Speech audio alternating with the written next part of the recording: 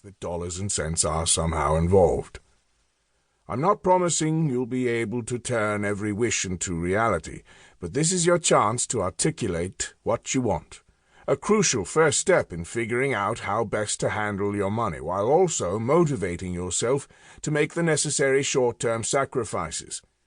If we're to say no to today's many temptations to spend, we need to make our longer-term goals even more tantalizing. In the coming weeks, we'll take the aspirations you have sketched out here and we'll think about them in 3 broad buckets: daily spending, large purchases, and major life goals.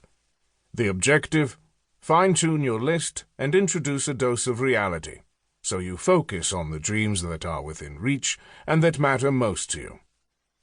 Humans can't sit quietly. We're always fretting, always dissatisfied, always trying to make progress, always trying to divine the future. Day 4.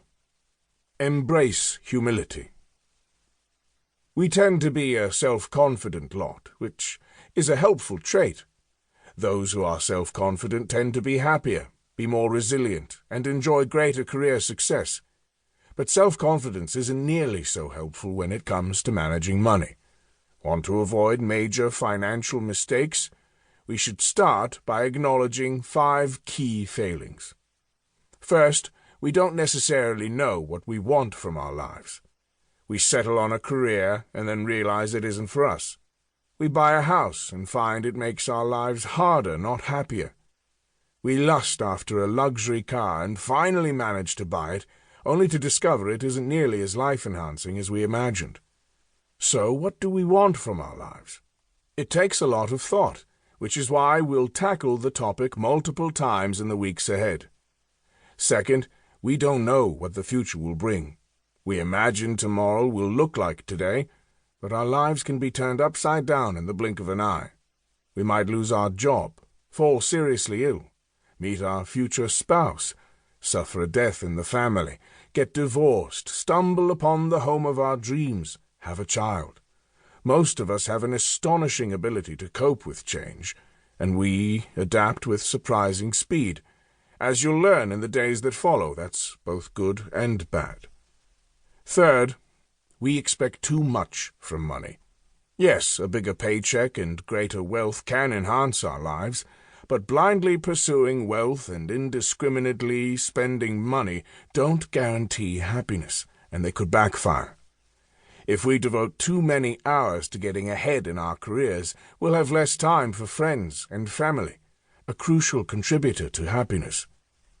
If we spend without thought, we might accumulate possessions that involve constant upkeep and that prove more of a burden than a blessing.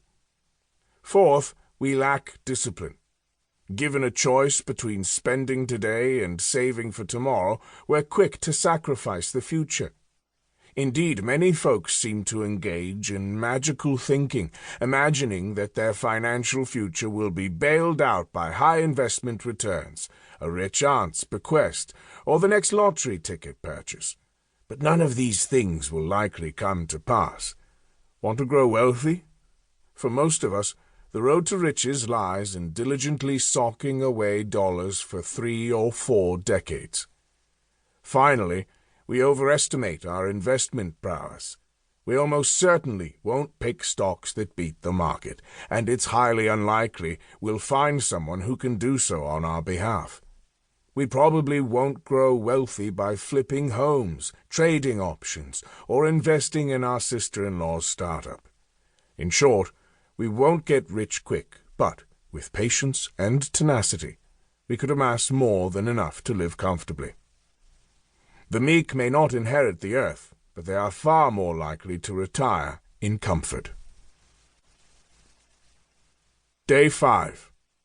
Twin Wins. Talk to financial advisors and they'll tell you that everybody's financial situation is different, so there are no one-size-fits-all solutions. That's largely true. Still, there are 2 pieces of advice that apply to everybody, and if you aren't following them, it's time to start.